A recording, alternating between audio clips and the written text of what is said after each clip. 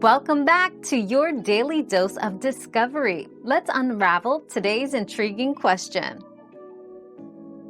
Using an old iMac as a monitor for your Windows laptop involves a feature called Target Display Mode, TDM.